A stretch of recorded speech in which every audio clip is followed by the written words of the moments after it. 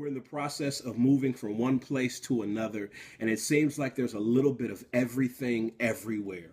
But this particular move and the transition from one place to another is actually going much better than our family moves have gone in the past.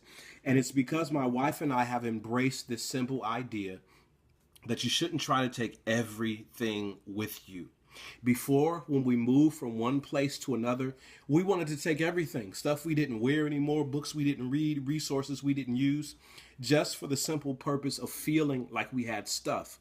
But for this particular move, we've decided, hey, if it doesn't fit our body composition or our style preferences anymore, if it's a resource that we don't use or haven't used in a long time, if we don't have any space for it or place for it in our new home, we're going to leave it behind because we don't want anything to get in the way. We don't want to spend extra time and energy and resources on things that we're not going to use in the first place. How it works for us in daily life is when I travel, when I speak to people, most people I talk to say, we want our life to be different. We want to experience greater success. We want to do more than what we've been doing. We want a different level of achievement. But I found out that most people aren't willing to leave behind the people and places and things that are inhibiting their success. Think of it this way. Just take a few moments and jot down what the next level of life or next phase of life looks like for you, what the next success looks like, the next achievement, the next milestone of life looks like for you. And then take a moment to write down all of the things that are actually inhibiting that success. Think of it in a different way. In order for you to experience what you have been gifted and called to experience, there are some relationships that have to change. And truthfully, there's some you just got to leave behind.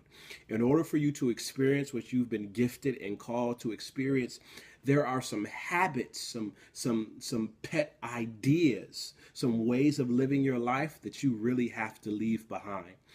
In order to experience the next phase of life, there are some beliefs that you've been holding on to for a long time that you got to leave behind. So here's what happens if you try to take everything with you as you're transitioning from one phase of life to the other.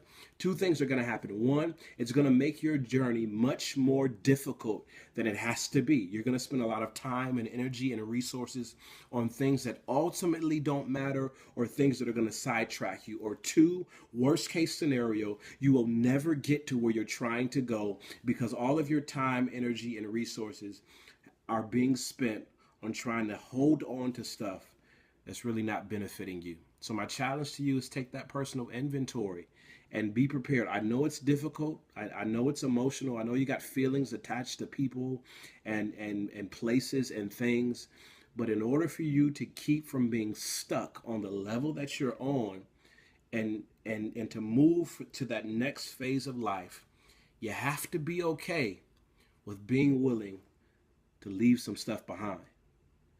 And my hope for you is that you leave it behind and get to the place that you're gifted and called to be.